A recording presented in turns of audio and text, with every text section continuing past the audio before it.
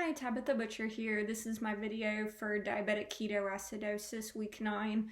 So diabetic ketoacidosis is a life-threatening condition that diabetics can suffer from. The main cause is usually type 1 diabetes. So with a health history, we want to look at with these patients if they have a family history of diabetes and obesity, other risk factors like that, because it is most commonly affected in patients that don't know they have type 1 diabetes.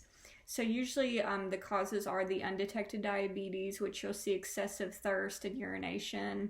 The body needs more insulin than what it's getting. They're not eating right or skipping meals, which is common because they don't have an appetite because they're sick, and not taking their insulin as scheduled. So your body's looking for other energy resources if you're non-compliant with your medication regimen.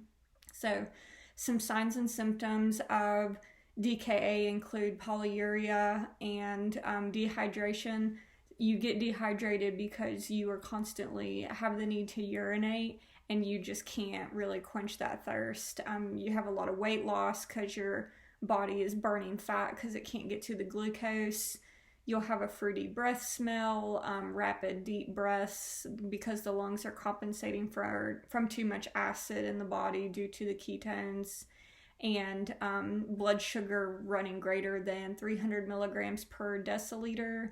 And then polydipsia is very common, and then dry mucous membranes, decreased skin turgor, nausea and vomiting, also fatigue and confusion.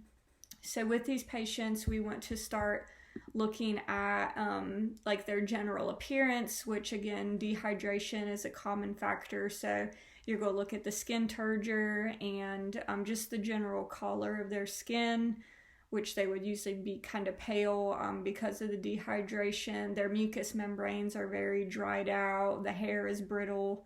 The nails are very brittle. So you want to look at all those factors. For the thorax, back, and lungs, you're going to inspect the posterior and anterior chest and auscultate those. The breath sounds are going to be rapid, deep breaths, again, because the lungs are compensating for the excess of acid that's currently in the body. So you're going to hear some rapid breaths there.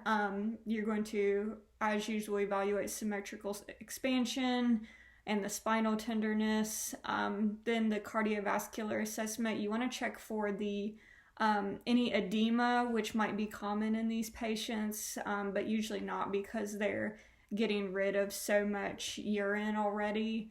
But the kidneys, they can't help with the high glucose because they cannot reabsorb it. So it leaks into the urine. So you'll probably see the ketones in the urine a lot, and that creates an electrolyte imbalance. So you just want to check for the heart rate, which is probably going to be a little bit high because they're dehydrated.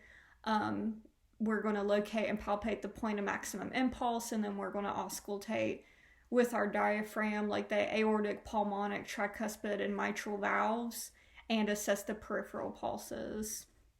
With someone that has DKA, again, their heart rate is probably going to be a little bit fast, but that's because of all the other symptoms that they have. The weight loss, rapid breathing, but deep breaths, their blood sugar is high, and then they have the fatigue and confusion too.